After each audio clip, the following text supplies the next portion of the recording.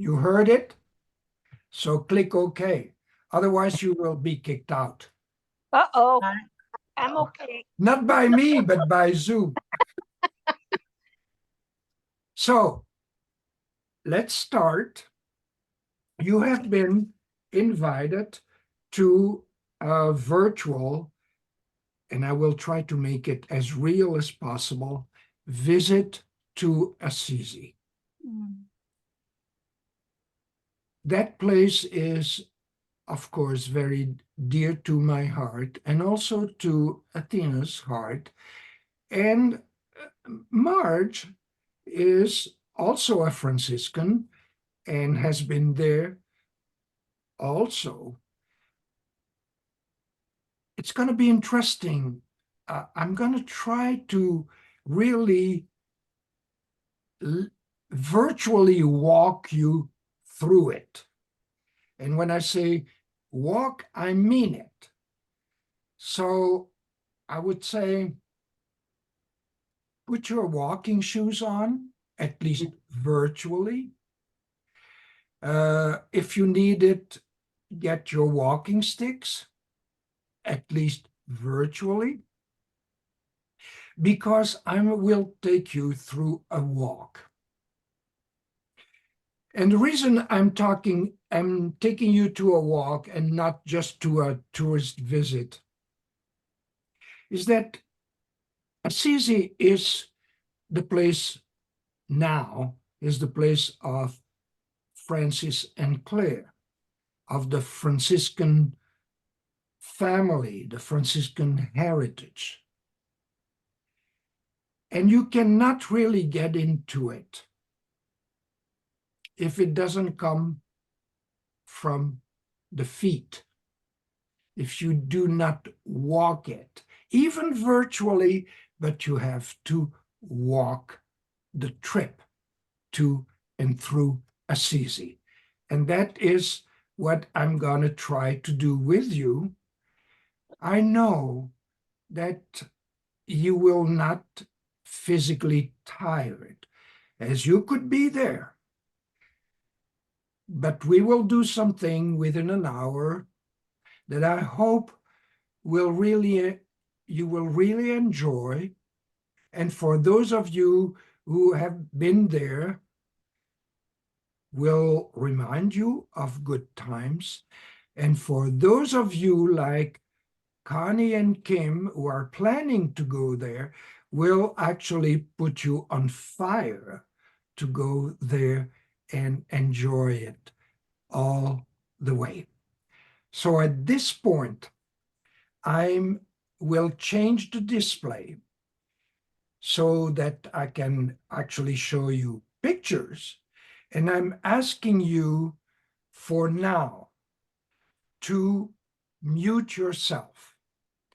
If you have questions coming, use the chat features and pile your questions there so that when we're done with the walk, we can then together handle all the questions you have.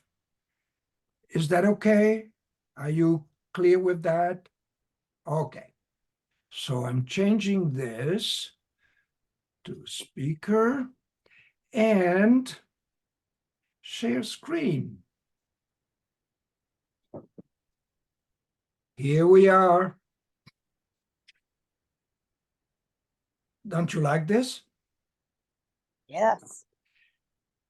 Okay, I know you're muted. Maybe you shouldn't be muted. You should, but if you have questions, unmute yourself. If you have questions, put them in the chat. But if you have to laugh or just express your positive emotion, that is great.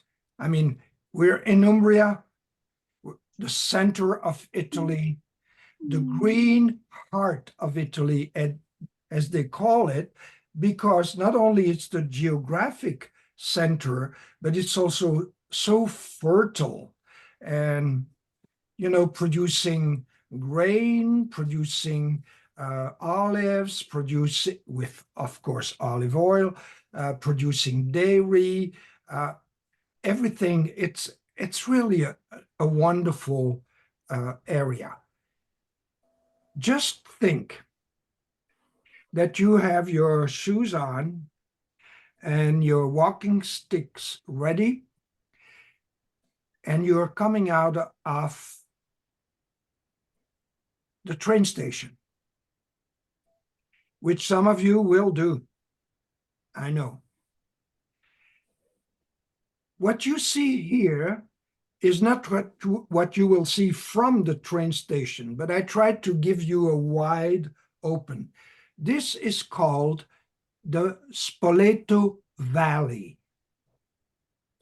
the Valley of Spoleto. Spoleto is a town, a city between Assisi and Rome, but it is like a bottleneck. When you come from Rome, and remember, everything comes from Rome because everything goes to Rome, at least in the old times. The Romans came in very old time, before Christian era, to colonize, and they came into this wonderful valley. They call it the Valley of Spoleto because it's like you go through Spoleto like a bottleneck, and it opens up to this wonderful open valley. What the picture is taken, it's taken from Assisi. And when you arrive, you are around here, if I show you. We'll go back there at the end, but this is the Spoleto Valley. Assisi is an old city. I just mentioned the ancient Romans. Yes, in those days, and I'm talking of actually even before Christian era, the Romans, the ancient Romans, were there for two reasons. One, it was a strategic point. As you can tell from Assisi, they have an overview of the valley, and if anybody is coming from the other side to go to Rome, they will see it and stop it. The other thing, probably as important, I would say, if not more, it's at least in the Franciscan context, more important. Something is magic about this area. There is some magnetism in the air. There is some special in all those water spring sources. So it's a area for the Romans. It's a healing place. And it's important because the early Franciscan movement, starting here in the early 1200s with Francis and Clare, they will actually be connected to that situation of it's a healing place. Okay, so we leave the train station that you don't see, but trust me, it's down there. And at the end, we will go back. And now here you see. That is Assisi as it is today. At the time of Francis and Clare, it was not as big, not as wide. I would say at the time of Francis and Clare, you have the top of the hill with a fortress, which is today a ruin, and then probably from here on the right to a little bit more here on the right, because this is the cathedral. Here, that's to the left, about here, that was the the Assisi at the time of Francis and Clare. Now, where this picture is taken actually from a place that did at the time did not look as pretty as it is today, because this was the place where the people outcast from Assisi because they had leprosy or any kind of skin disease, were colonized. Concentration camp. Mm. And, it's the way it started. Okay, I'm having problem, but not much longer.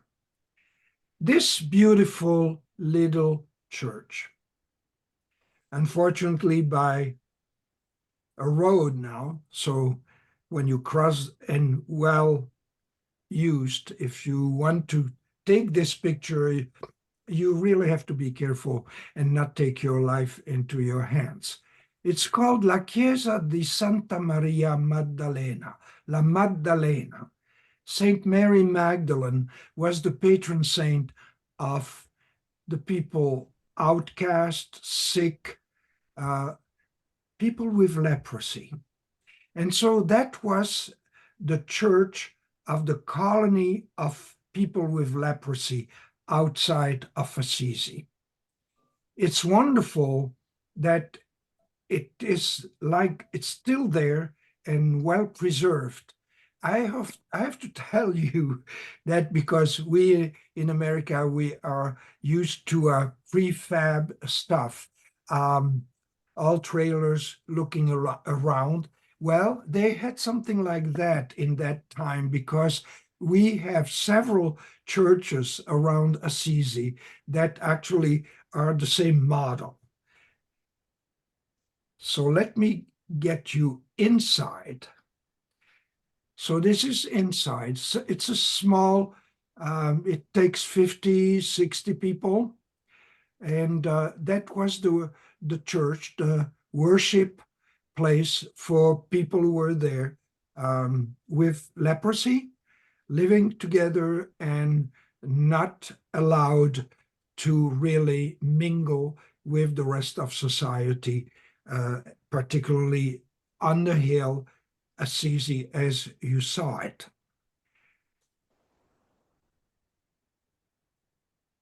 In the church, you have a picture, you have that little artifacts. It's protected by glass, because in Italy, if you don't protect it with glass, they will put their name on it, on everything. But it shows an important scene that is actually the beginning of what we call the Franciscan movement. It's the experience that Francesco, who was part of Assisi, part of the business class of Assisi, had down there with the people with leprosy. And it changed his life. What was the experience? To enter in a mutual relationship of compassion, misericordia. He took care of people with leprosy, and actually they gave him a lot in return that fashioned his life forever. So now, let's take the road. Walking, I'm sorry, the picture is small. I didn't have much choice. Maybe I can enlarge it a little bit. What you see actually are two important things: olive trees and sheep. It's very important because those two are an important part of the Umbrian economy. The olive trees producing olives and, of course, olive oil, which the Umbrians say is the best olive oil in the world. Honestly, I may be biased, but I would agree. And then the sheep produce milk, and then cheese, and it's called pecorino, a sheep milk cheese that is very tasty. So we're walking the road, going up the hill, but here we are, not yet into Assisi. This place is called San Damiano. It is a place that was built not as you see it. You can even see here that this building was smaller at some point. But there was a church there and a hospice, a shelter. Since the 10th century, like 300 years before Francis and Clare. Why? Well, the dedication tells you why. It's dedicated to Saint Damien, and they dropped the second part, and Cosmas. Damien and Cosmas were in the early Christianity in the Middle East, twin brothers who were healers. They were also executed, martyrized for their faith, but they're healers. And so in Christian time, Assisi, they built a church and a shelter dedicated to Damiano and his twin brother. Why did they do that? Because it was a place of healing. There was a good water spring and all magnetic air that would really help people. Mm. Now, why do I show that? Because when the Franciscan movement quickly developed with our Francesco, a noble woman from Assisi, young woman, younger than Francis, who was looking to do something with her life, different from what the society was sort of leading. She joined Francis, and she joined with a few women, cousins, sister, servants, and they settled with the complicity of the Bishop of Assisi. They settled there. Why there? Because it was available? No, because Clare was a healer. It was just the place to settle. And it is an important place until today. Yes, the sisters are not there anymore, but it is an important place where people come and sometimes can be surprised with what can happen to their life. Athena and I are actually witnesses to that, because in 1991, I took Athena there, and we had a picnic just outside of there.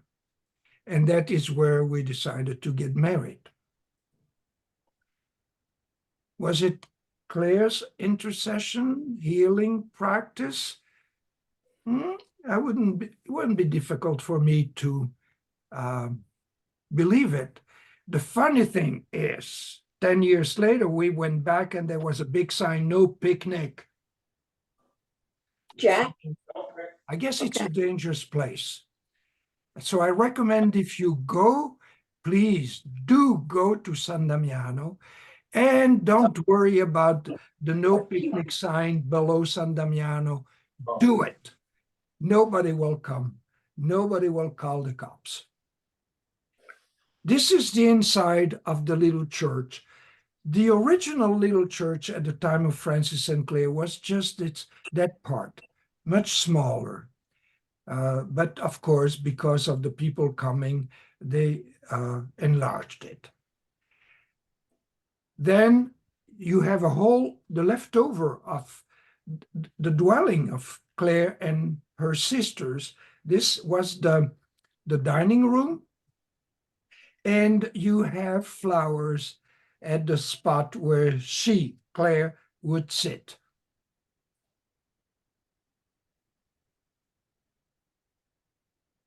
This is inside what is called the cloisters. So it's like a square you can walk. In the center, you have a well. Also, you can see all the roofs collecting the precious water when it rains. And these are rooms. Actually, I spent a week in this one many years ago. 1973? 50 years ago. That's okay. All right, let me take you a little place. Oh, aha! Now we are on top of the hill. And in the center of Assisi, that is called Piazza del Comune, the square of the community. You have interesting things here. First of all, what draws the attention is that tower. Well, it's a bell tower. When the lay people took their life and the city life in their hands out of nobility, and also, I must say, clergy, always connected to the nobility, they built that tower to actually make more noise with their bells than all the churches in the city. And here I have a modern little story. In 2007, a very good friend of Athena and me, Don Aldo Brunacci, he was somebody very well known in Assisi, head of the clergy, but not really clerical. He died of cancer. And something that memory could not recall, when he died, all the church bells rang, but also the commune bells, because he was loved not only within the churches, but within the community of Assisi. Now, next to that, this is definitely not something from the Middle Ages. No. All in the Middle Ages, before this, those buildings did not exist. There was a temple there. Now they make out behind it, they made it a church, but there was a temple. And given the fact that nothing was here, that temple facade could be seen from down in the valley, and would tell people that, hey, here is Assisi and the Romans are here. The temple was later known as the Temple of Minerva, which is the Latin correspondent to the Greek Athena, goddess of wisdom, but also strength. For the Romans, it was the message, we're here, we're seeing you, we're watching you. However, more important, I think, in Franciscan context, is that the original dedication of the temple was to Castor and Pollux, Castor and Pollux in the old Roman mythology religion were twin gods who were healers. Here we go again. There is definitely something around Assisi that has to do with healing. As you can see, it's public square. People walk around, and there are places to sit and have a drink, watching people.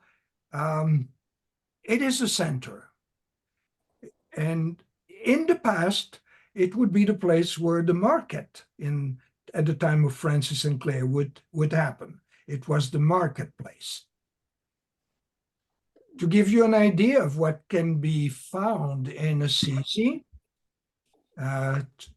start salivating. These are actually prosciutto. And here you have, very important in Umbria, in Assisi, tartufo, truffle mushroom. And they make all kinds of stuff with that. Here you have grapes. And here they have all kinds of good bread that, of course, in Assisi are always dedicated to San Francesco, St. Francis. When you walk down the street, you pass a pasticceria, a place with bakery and cakes and things. And if you stop, it's going to be hard not to go in. I'm warning you. Well, actually, I'm encouraging you. It's all good stuff. Now, this is something that I wanted to show you a little bit, because I told you that Assisi is very old, before the Middle Ages. And so under that Piazza del Comune, there are still the ruins of the square, the public square of the Roman city, the Forum, the Roman Forum, Foro Romano. It's interesting to visit if you have a little extra time. It just says that there is a very old history in Assisi. And here we are walking in one of those little streets, one that I know pretty well. It comes from Piazza del Comune, and it goes, well, to a place that Athena and I know, Casa Papa Giovanni, and eventually will lead us to, on the side, a little church. So this is inside of Assisi, a little church that was there, new at the time of Francis and Clare. It's dedicated to Santo Stefano, Saint Stephen. I'm showing it to you because, again, it's the same prefab model as we've seen already with La Maddalena and San Damiano. And here it is. And it was the church of a little fraternity of lay people at the time of Francis and Clare, who were gathering there like a based community. This is inside. It's very quiet. If you ever go to Assisi, it would be a sin not to step inside and sit inside of that little church. And then down the road, this is the monument that did not exist at the time of Francis and Clare, because it's the basilica, the big church dedicated to St. Francis, and with the tomb of Francis inside. Now, this is an interesting story because it's a 3-level monument. What you see here is the upper level. But before this upper level was built, there was another one underneath. and under that one, the tomb of Francis. This is how it looks when you get into into the lower level, which was the first level built just a couple of years, or maybe 4 or 5 years after Francis's death. And it was supposed to actually have his tomb in it. It actually has the tomb, but at the time they hid the tomb below this level. In that lower level, you have plenty of frescoes. The reason in the Middle Ages they were painting on the walls is that most people couldn't read. So it actually, I think we're getting back to that. It's visual art. And here, it's actually here a beautiful fresco of Mary, the baby Jesus, angels, and on the side, the oldest painting of Francesco, Saint Francis, that we have by an artist called Cimabue. And he did not know Francis. He had not met Francis, but he painted this according to the description by some companions of Francis. It is really beautiful.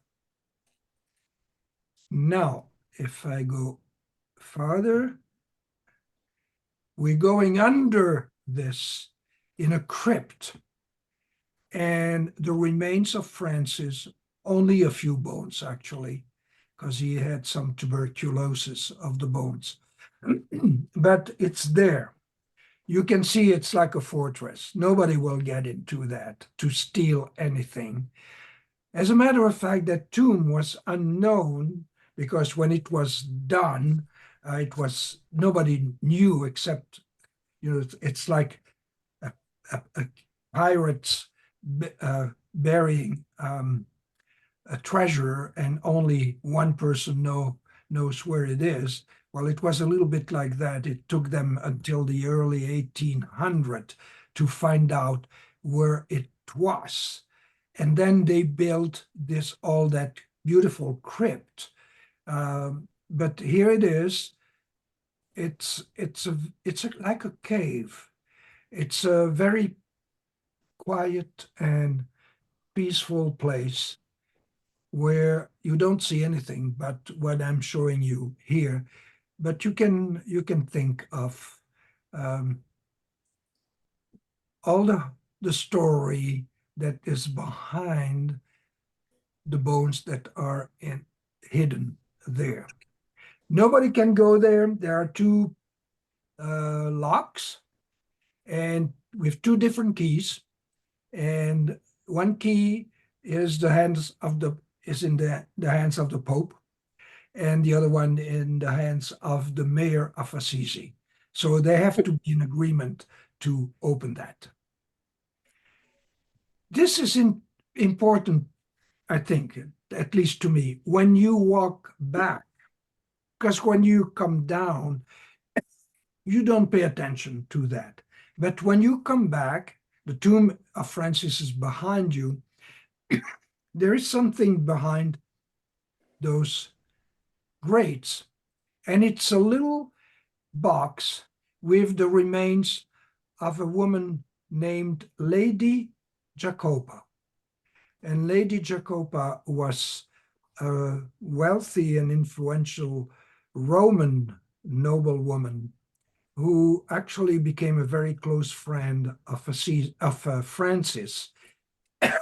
And when Francis was dying, she got the intuition, and she came to Assisi and played to Assisi the hospice nurse while Francis was dying. She used a lot of her wealth to build that basilica. She is actually the only layperson not to mention women, to be buried in the basilica. And here we are in the upper one that was built on top a few years later. And the lower one is in the Romanesque style. The upper one is in the Gothic style. The advantage of the Gothic is that it can be much higher because they had the architecture technology to actually be able to go higher and put the pressures of the ceiling on just pillars, which allowed to develop a cycle of frescoes showing episodes of the life of Francis, Saint Francis. That church suffered quite a bit in the 1997 earthquake. Some people died in that earthquake. And when you see that blue here is what has been put back after the ceiling collapsed, and they did not try to replicate what was there before. One of the reasons they built that on top is that the pilgrims to the tomb of Assisi, of Francis, were really bigger and bigger and bigger. And this church allows to have more people, and also with the fresco to teach people the story of the life of Francis of Assisi. I'm giving you an example of the same thing. You probably have heard of Francis was talking and preaching to birds. Well, this is the fresco of Francis and a companion, always a companion. Franciscan is not an only ego trip. Francis is there, and he holds the book of the gospel, and there are birds. Now, interesting thing is there are white birds and there are black birds. Is it relevant? Yes. The white birds are the Christian birds and the black birds are the pagan birds. However, Francis is preaching and talking to both. But you can see the style of that fresco in the lower basilica. Here's the same thing a couple of decades later in the upper basilica in the school of a very famous Italian painter called Giotto, who was a disciple of the school of Cimabue, who painted in the lower place. All right, now let's move on. You saw at the beginning that on top of the hill there was a fortress, and here it is, at least the ruins, but they have been also retouched because there you can visit them. If years ago, 50 years ago, something like that, you watched a film, or more recently, but a film from 50 years ago called Brother Sun and Sister Moon, very romantic, hippie style. Everything that is happening inside the house of the Francis family was filmed in that place. The place is called La Rocca, the rock. Have another look. And then from there, this is what you see. This is what you see, at least one part. On the left, when you look left. And what is here left? Well, you have the Cathedral of San Rufino. And then a little lower, the Basilica of Santa Chiara, where Clare is buried. Okay, let's move on. Here is San Rufino. That is not the first cathedral. Assisi is divided in upper and lower. and the upper are the original noble landowners, landlords, and Clare's family was there. And as a matter of fact, her house was here next to the cathedral. This cathedral was built just before Francis and Clare were born. The original one is in the lower Assisi, and we'll get there. Why was the original one in the lower Assisi? Because the lower Assisi were the newcomers, and the newcomers were also Christian. And so they had to settle in the lower. The funny thing is that the rivalry between the lower part and the upper part continues, but as folklore until today. They have a folklore contest in early May between the people from the upper Assisi and lower Assisi, like all kinds of games. Very peaceful, nothing violent, but very important. And every time I would come to Assisi after that, I would ask, and who won? And if I ask somebody that is from the upper Assisi, I wouldn't get an answer. I knew it was the lower Assisi that had won. This is a beautiful picture also that actually shows you the old cathedral from behind. We'll get there. All Romanesque architecture. Here we go. And that is the inside. Very simple. But then we come to this. The Basilica of Santa Chiara, St. Clare, with her tomb. Here it's only one level, not for Francis, 2 levels. But the same thing, underground the tomb. Here, attached to it, you have a monastery. After Clare died, in San Damiano, that we have seen before, well, a few years after building this, they brought the community in that monastic setting. It's a major difference because in San Damiano, they had a hospice. Here, they don't anymore. So they were moved into very monastic and cloistered lifestyle. Beautiful architecture.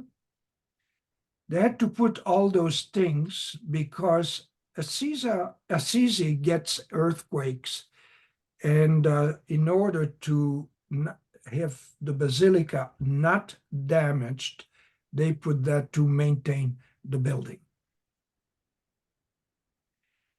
When you get inside, this is what you see, and this is it's later. This is after Francis and even after Clare died. It is, I would say, a little bit more pompous. What is also interesting is that everything at the time, including this building, the walls were painted with fresco. I told you, it's a way to teach people because they don't read the stories. Well, while they were maintaining the Basilica of St. Francis because the friars were there, obviously here at Santa Chiara, frescoes were damaged and we just have some leftovers. What we have in a corner is a big tavola, a big wooden board with a painting of Clare. Don't worry, she didn't look like that. It's more like an icon. So you have Clare in the middle, and if you compare to actually Greek Orthodox icon, it's very much in that style. And then you have medallions with the main stories of her life from the time that the Bishop of Assisi here gave her a palm on Palm Sunday, which was the signal that she would with her companions. There was a whole gang of women. They had prepared the shot and meeting Francis and the brothers, and then the celebration here. Cutting the hair is important in the tradition because it means the woman cannot be married anymore. Then you have the uncle who wanted to get Claire back in, and she's holding the altar, which is actually a gesture in the Middle Ages that she is untouchable. Then here it's her sister that is joining her. And then this is my favorite medallion. Claire actually feeding her sisters with bread. I think it's very relevant. Here she dies, and here all the bishops and the Pope and friars, Franciscan friars, are there at the funeral. Okay, so let's go back and back. Still in the Basilica of Santa Chiara, on the side, the leftover of a church that existed there, San Giorgio, they have that crucifix, which is like an icon also, made by an artist probably 100 years before, or a little less, before Francis and Clare. But it's like a symbol of the Franciscan family. It's called the Crucifix of San Damiano because the tradition says it was in the church of San Damiano at the time of Francis and Clare. When Clare was buried there and the sisters were brought there, they left the place of San Damiano, but they took the crucifix with them. It is actually a very important, interesting piece of art. You have a Christ on the cross that is actually not suffering, but resurrected. And then you have all the characters of the story of Jesus's passion according to the Gospel of John. So it was, again, something that would teach people who cannot read the Gospel of John what happened. And now we're back. We're back down by the train station, and you have this monument. A monument that goes back to the 1500, I think. Very imposing, with a big statue, golden statue of Blessed Mother Mary. Why did they put that? Well, because inside there is this little chapel called the Portiuncola, the little portion. Now, it's hard to believe. At the time of Francis, of course, this did not exist. Nothing else existed. It was fields, swamps, and that little church. Peasants were living around. And Francis and his brothers knowing that that little church belonged to the monastery of Benedictine monks on Monte Subasio above Assisi, but they were not using it anymore. He asked if they could use it. And the monks couldn't care less. Well, you may have it. No, Francis said, we don't want to own, to have anything. We just want to be able to use it. So for all the time of Francis's life, every year they would send a basket with fish and different things as the rent for the leasing for this little place. Now, of course, it was not decorated like this before they built that monument around it. But what is important is that actually Francis and his brothers, making this a settling for them, they developed community with the peasants around. And that is actually very important. They are at the origin of that community that is now known as Santa Maria degli Angeli when you arrive there.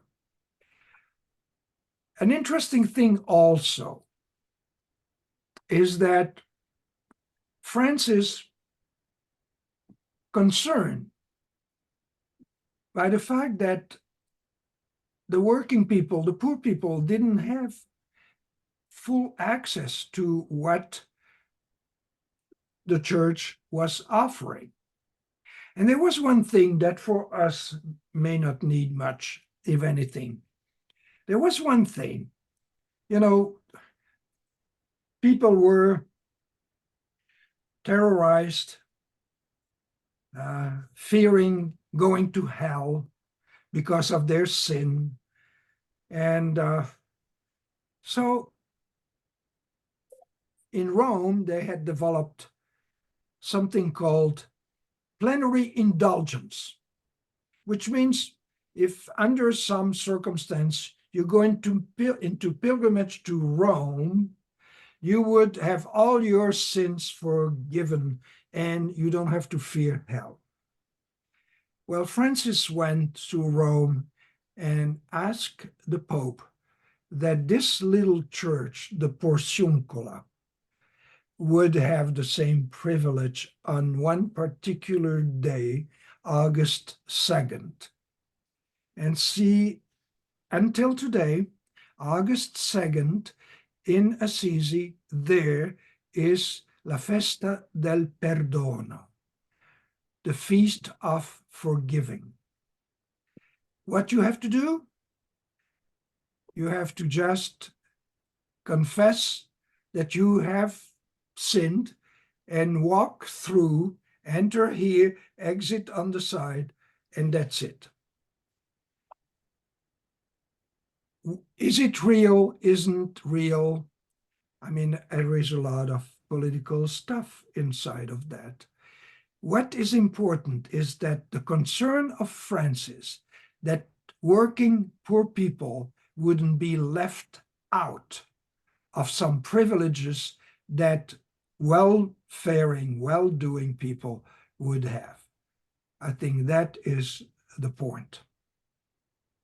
This is where Francis died, just outside of that little church. And this is how the inside is. And we have a beautiful painting there of different things, including a Francis preaching to people, and Mary and the angel, the Annunciation. It is a very, very quiet, wonderful place. And well, it's going to be time to hit the road again, hop in the train. And this is how Assisi looks at the end of the day. When there in Assisi, they say, Buonanotte. Good night. So this would be a time now, if you want to have a little conversation.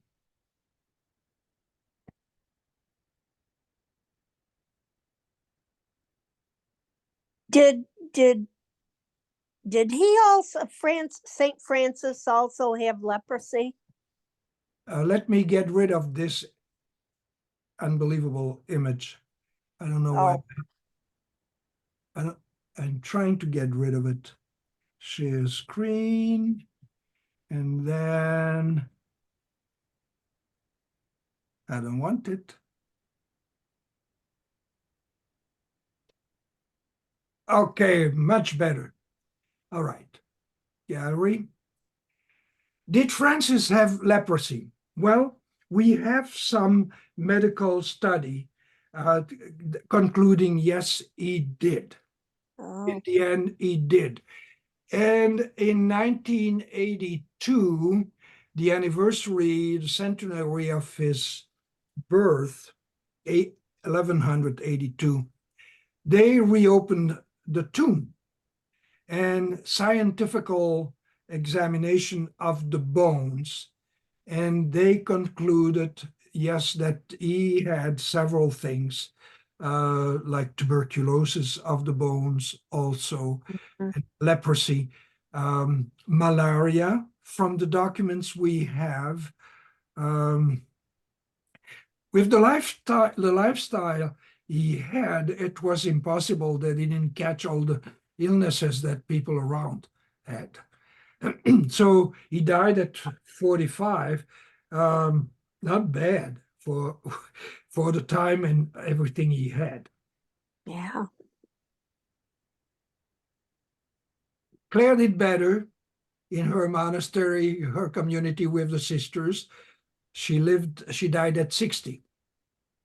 And without, well, she was sick, but we haven't been able to find out exactly what it may have been. But living in those ages and choosing to live with the poor people, working people, outcast people, that was not the best care that they could have. Yeah.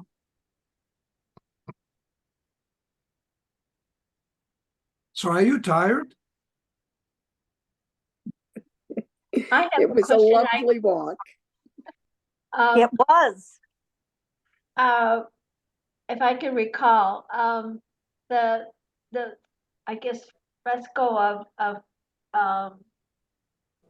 Saint Francis that's long and thin. There are different people around the edges of it. Are those like people of the Bible or people of his time that he was with? Or I'm trying to think if it was him or Clare that I remember with. So anyways, I'm sorry. I'm not asking a very good question. Sue, have you been in Assisi? No, and Okay. I probably will never get there, no. But you have seen, you're referring to a particular One that you showed on one of your screens. the one with Mary and the baby and angels. No, this was like an icon. She has a very dark face and long blue robes. Oh, and that's Claire. Yes. Okay. No, on that, everything is either people from her family or her companions or Francis and brothers. Oh, okay. So nobody from Bible characters, no. Okay. Oh, at the end when she dies, bishops and the Pope. Yes, because Clare died when the Pope was in Assisi. that is a very interesting story that she had actually eventually, before dying, she put in writing the form of life of her community. Uh, I would say she's sick and tired of all the regulations brought by men who were not living that. And so she put it in writing, and then a cardinal that was connected to the community approved it. But that was not enough for her. She wanted the approval and written approval of the head of the church, the Pope. Well, it happened to that the Pope was in Assisi, came to Assisi, coming back from France in April of that year, 1263. And so that was the possibility for the Pope to actually sign the document. Well, Clare was increasingly sick, but obviously she refused to die until the Pope would sign. Eventually he signed, and she died 2 days later, in August. I mean, those are important for me. They're important stories. Interesting. Yeah. Yeah.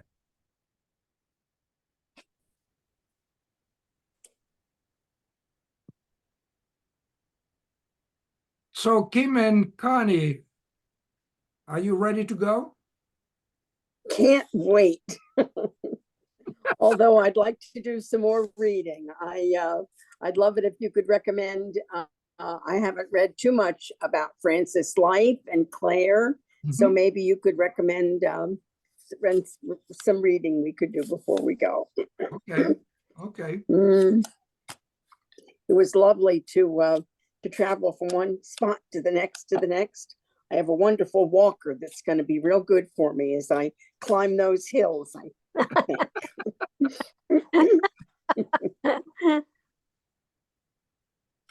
Thank you so much, Jean-Francois. This was so wonderful tonight. Thank you. Yes, thank you. Yes, it was very good. I thoroughly enjoyed it too. Jean-Francois, how much does tourism affect the city today? How much what? How much does tourism affect? Oh my God. Yeah. Assisi lives out of Francis and Clare. Absolutely. Without Francis and Clare, there would be very little tourism. But there is a lot of tourism, and that brings a lot of money. Yes, I always joke and say, well, don't forget that Francis was the son of Pietro di Bernardone, the son of a very successful businessman. And so it's okay. Many people go through Assisi as tourists, but it is still possible to go through Assisi as a pilgrim. Athena wanted to say something, but the microphone was shut. Now it isn't. I forgot what I was going to say. But I know what I was going to say. It's what I discovered as one gets older, because I've been there different times in the past 30 years, and it is not made for people in wheelchairs, etc. It is not accessible. So you have to go down the stairs or up the stairs. Now, for the streets, there are taxis. There is transportation that you could get, and I can understand, because they're medieval, they're old structures. I imagine would be difficult to put in. Now, the hotels have elevators, them up. That's different. The architecture of Assisi on the slope of the hill is parallel east-west street. And those are not difficult. Right. But it's when you have to change from one to one that is above or lower.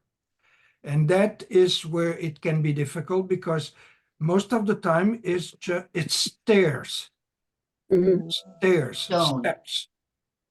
And it is true that it's a medieval city. And does it mean that they didn't care for elderly people?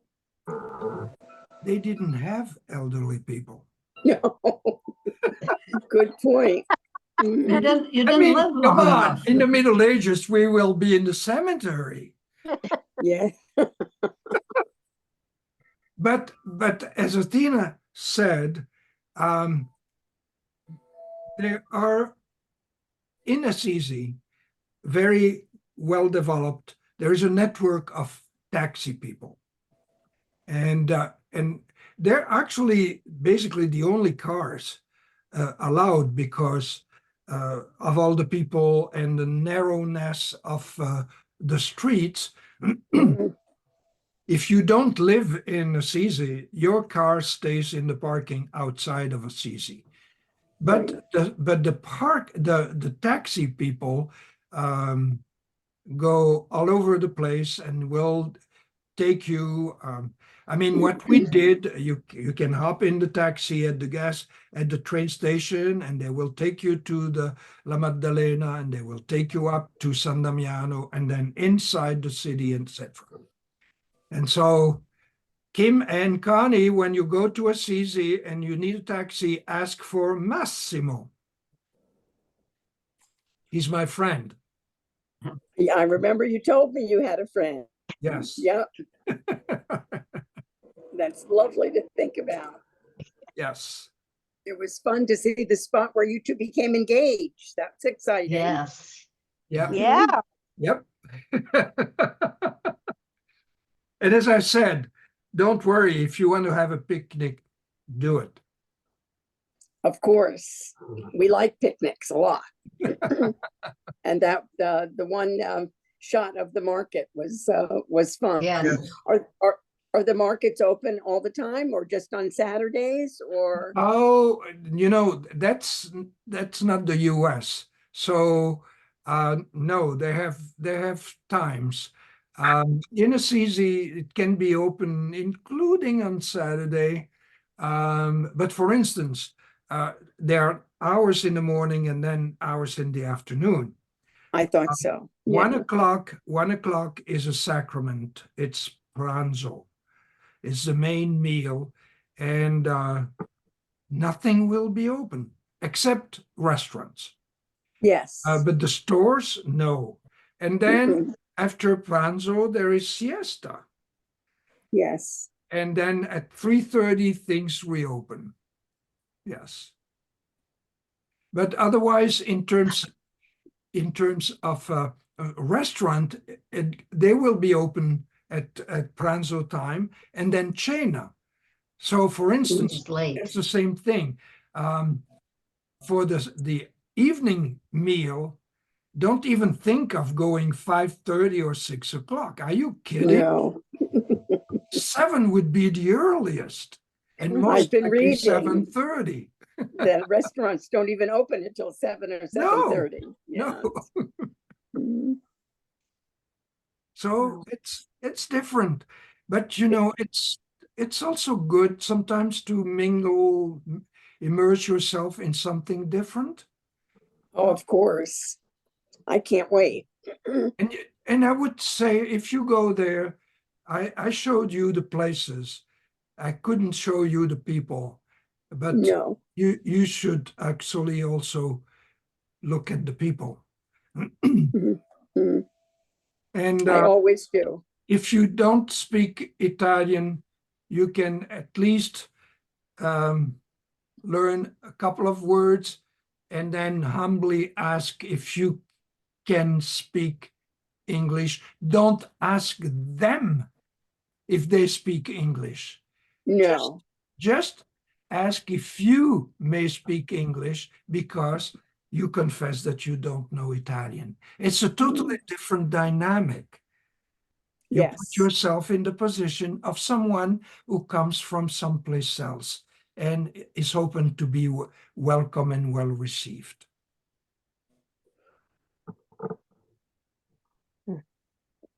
Marge, you've had lovely experiences there as well, I bet.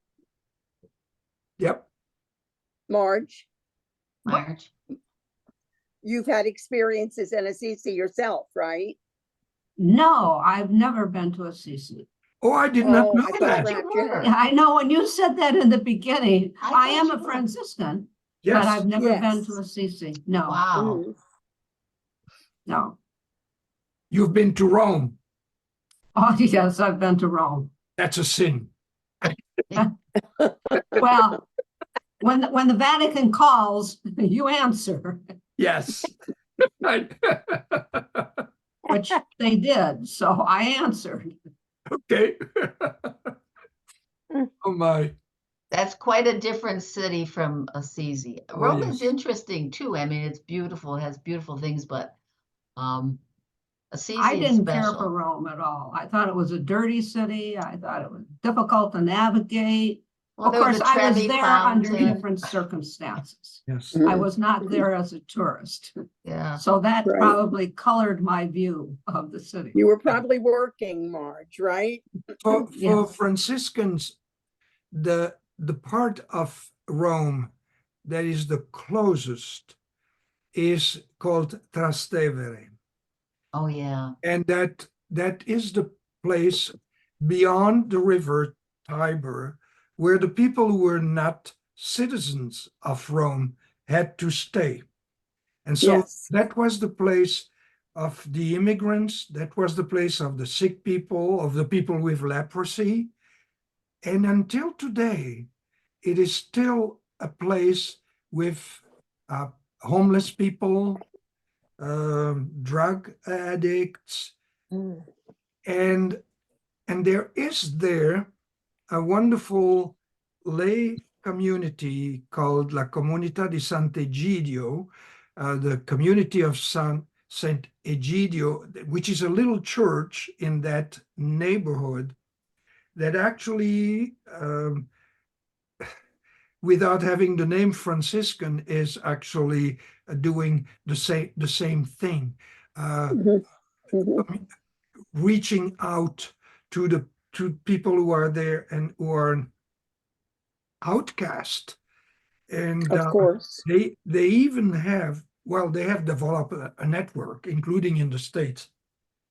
But what is beautiful, they have a restaurant that is run by members of the community. Some have Down syndrome, some are recovering drug addict, and it's called La Trattoria degli Amici, Friends. the restaurant of the friends. Hmm. And I tell you, the food is good. And outside the church, Jean-Francois, there is a statue, a bronze statue on a bench of the homeless Jesus. And so they have Oh, this yes, with- I've seen it pictures is- of that. Yes, that It's is beautiful. so meaningful, right? It is. It is. So So Francois, can you Yep. tell me the name of that restaurant one more time? Kim, speak a little louder. Okay, sorry. Just asking for you to tell me the name of the restaurant again. La Trattoria, what? Oh, in Trastevere, Mhm. Yeah, Trattoria degli Amici. Degli Amici, of the friends. you could type it too, Jean-Francois, and I send can, it. you can email me and I can send you all information, address, phone number. that's great. No. That was great. Thank you. Yeah. So, shall we call it buonanotte? Buonanotte. I don't know. Buonanotte. Thank you for your time. It Good was seeing lovely. you. Thank you so much. Yes, it was Very very You're nice good. to welcome. travel together. Yes. A wonderful Yeah. evening. Thank you. Okay. Thank you. Thank you, night. Chef Take Ursula. care. Thank Night. you. Bye. Night.